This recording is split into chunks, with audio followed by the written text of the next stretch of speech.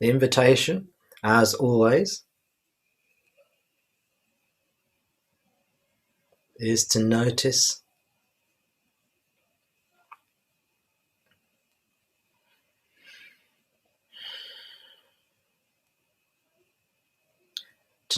your being,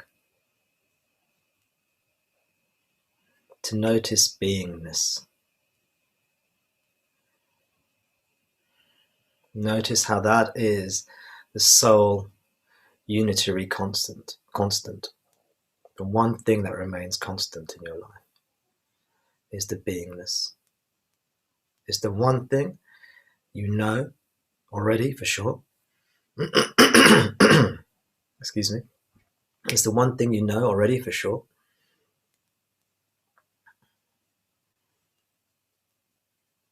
It's the one thing you can depend on.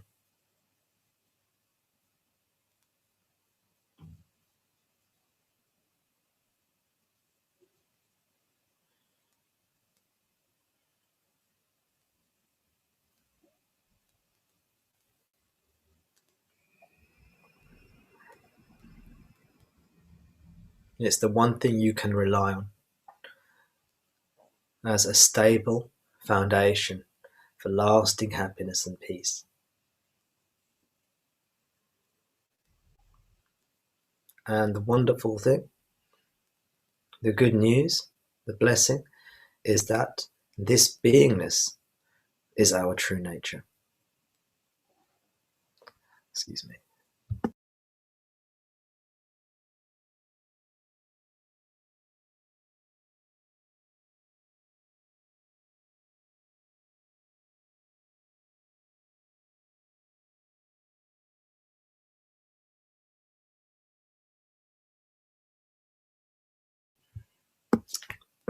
That's better.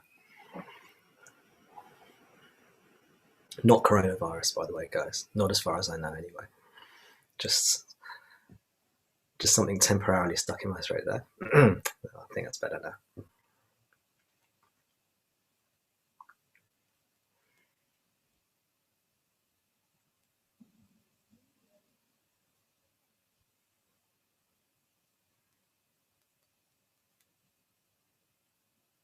If you're happy in life, if your life's going okay, if your life's going well, if you're happy in life, there's only one reason for that. You ready to know what that reason is if you're happy in your life? If you're ignorant and you're happy, if you consider yourself to be a body-mind, which is ignorance, and you're pretty happy, there's only one reason for that. It's because you are united with the object or objects of your desire.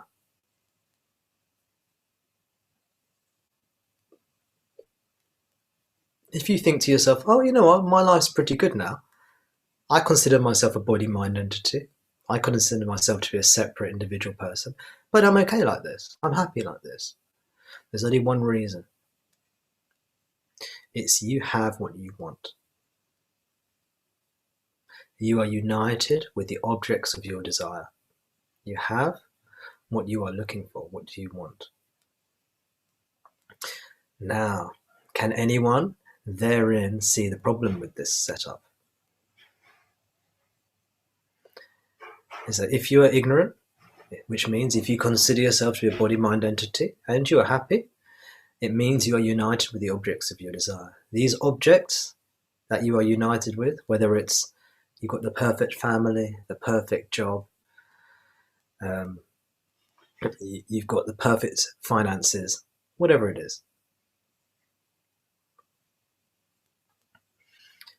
perfect health. My health's pretty good, I hope.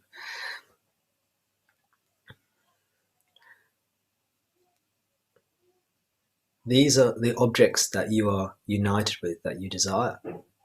These objects are all transient or temporary, which means they come and go, which means they do not last. Now, there is a trick that the human brain or the mind can play on you. And the trick goes like this. When things are bad, the mind can make it seem as if it's going to be bad forever. And the situation's hopeless. And this is going to be a terrible thing. And you're never going to get out of this negativity. So when you have a bad feeling now, the mind projects that this is how it's always going to be forever.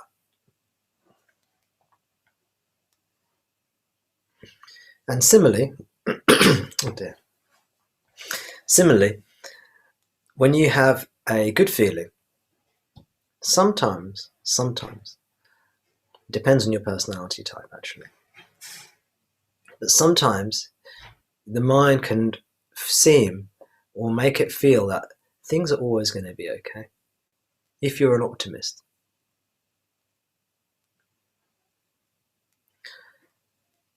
And then you can think, oh, I'm fine. I'm okay. I don't need to do self-inquiry. I'm happy. But just wait. Just wait. Life will come along, unfortunately, at some point, or maybe fortunately, if you're into the spiritual stuff, and start to take away everything that is dear to you. And if life doesn't take away everything that is dear to you, it will take away you, meaning, in this context, meaning that eventually your body will deteriorate, wither, and die. Your health will eventually go. And with that will come the worries about your loved ones, etc., etc. So why am I painting out this bleak picture, this rather negative picture? It's important to be aware of the situation that we call life.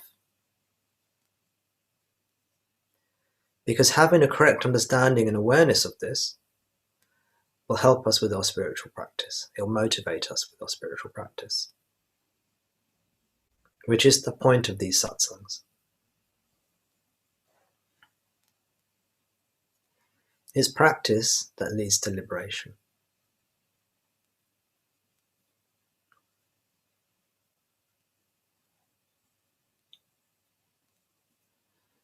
It's practice that leads to liberation.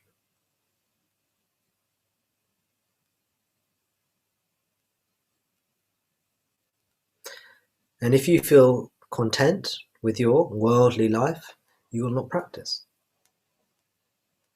And you will suffer.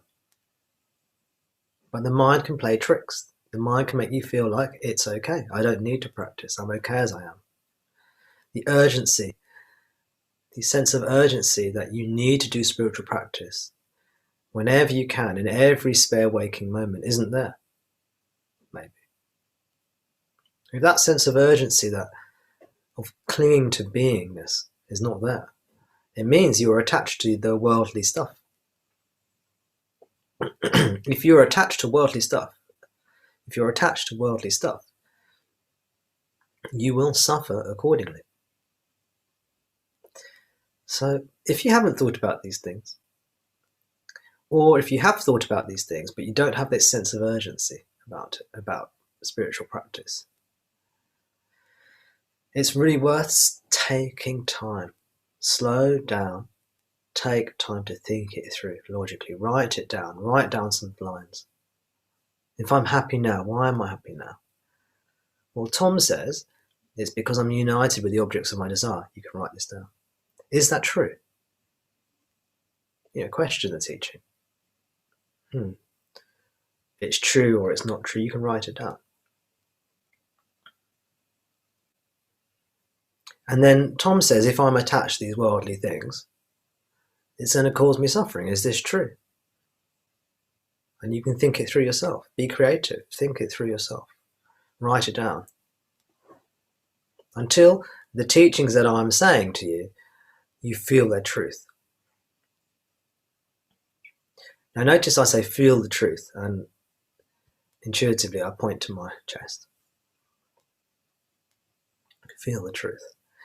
There's knowing truth. Maybe many of you will know what I'm saying.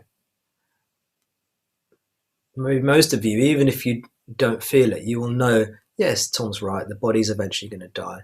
Anything I'm enjoying now in my life is eventually going to be taken away from me somehow or another, or I'm going to die beforehand. And then you can think about all the other things that are precious to you in this life and the suffering that can result if harm or damage comes to those things that are precious to you, or if they're taken away from you, if they're removed from you. You might understand that in the mind. That's the intellectual understanding. But to stay with that reasoning, to not say, okay, I understand that, move on, what's the next teaching? Instead of doing that, to stay with that teaching and feel it, allow it to create an understanding in you on the feeling level. So you actually feel the truth of it, not just know the truth of it. So what I'm talking about here is a difference between knowing something to be true in the mind and having a feeling something is true. Realizing that same truth that you know in the mind on the level of your feelings. So it's a deeper knowing. Because many of you will have heard the teachings or heard these kinds of teachings. But does hearing these teachings result in an urgency to know the self? So you are spending every moment of your spare time attending to the self. Or do you hear the teachings, you feel good for 5 minutes, 10 minutes, a day or two, and then you're on to the next teaching, or you're on to something else in your life, and the ignorance continues.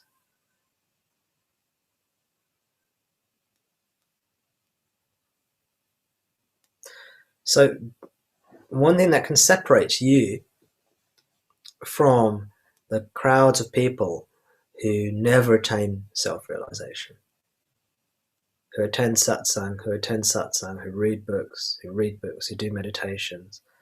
One thing that can separate you from that crowd and help you towards liberation is to keep it very simple, to slow down and spend the time with one particular teaching, like what I've just given now. In fact, if you just spend time with just this teaching I'm giving you now, today, that's all. That's everything you need. You don't need any other teachings. If you spend the time with this one teaching till it penetrates deep down inside of you, not just on the level of the mind, but on the level of your feelings. It won't be a kind of, oh yeah, I know that, next.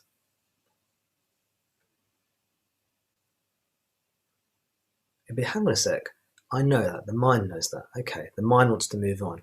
That's what the ego does. The ego doesn't really want liberation most of the time. The ego is a trickster. The ego will say to you, yes, you do want liberation. You do want liberation. Let's go to satsang, let's read the books or whatever. But it will find a way for you not to do the practice. Just watch this movie, just eat this food, just do this, just do that. You don't need to practice just yet. There's plenty of time for practice later. Oh, you're too tired now. You need to go to bed. Tomorrow we'll do it. Okay, just watch this movie. Oh no, you need to just do this. You need to just do that. Let's read some books first. Let's go to satsang. And then we'll do the practice. Oh, it's too late now. I'm too tired. Something like this. Your ego will have its own variation of these sorts of things, maybe. So if your ego is like that, if your ego is stopping you practicing, when the ego goes, yes, I know that teaching, stop. It doesn't know the teaching. It doesn't know it on a feeling level. It's just a superficial level. which will not create any lasting change in you.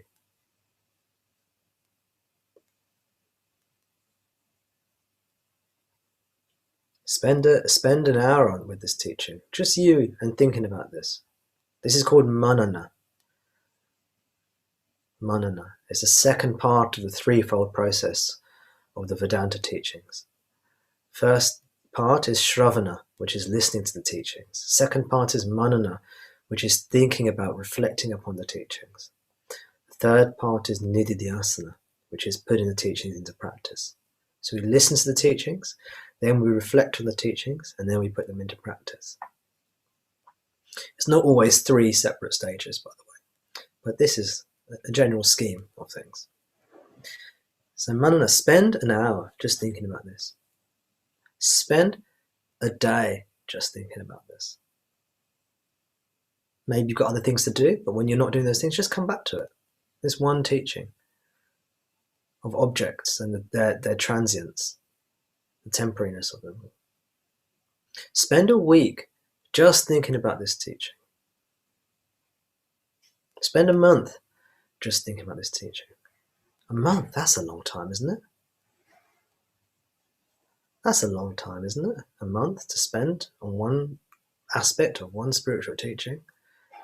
I want more. I want lots of different things, don't I? Is a month a long time in your spiritual journey? Think about how long you've been on this spiritual journey. Some of you will be relatively new to it. Some of you have been doing this for a long time. Invest in yourself. Get the foundations right. As I said, if you just understand this one teaching of objects, the temporary nature of objects, how attachment to objects will lead to suffering, how lasting peace and happiness cannot occur through attachment to objects, and your very nature being that ever-present beingness, and how we should attend to this beingness. If you already have a desire in you to attend to the beingness in you, then you don't need to ponder the teachings, because the practice is more important. But if you find that you keep on not practicing, putting off practice, then you need to maybe stop and think about these teachings a bit more. Reflect on these teachings. See how the ego keeps you from realizing these teachings. The ego that pretends it wants liberation, but actually is too afraid, doesn't want liberation. Liberation is the end of the ego. And the ego is the I am the body-mind idea. What Ramana calls the I thought, or the I concept. The concept of a separate me. It doesn't want to end, it's afraid to end. It thinks it's a real, separate entity, and it thinks something terrible will happen if it ends.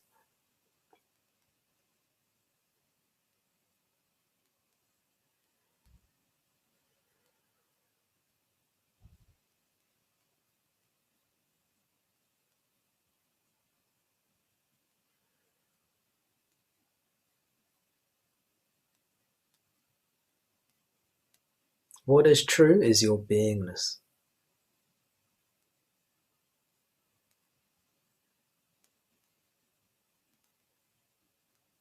Nothing else.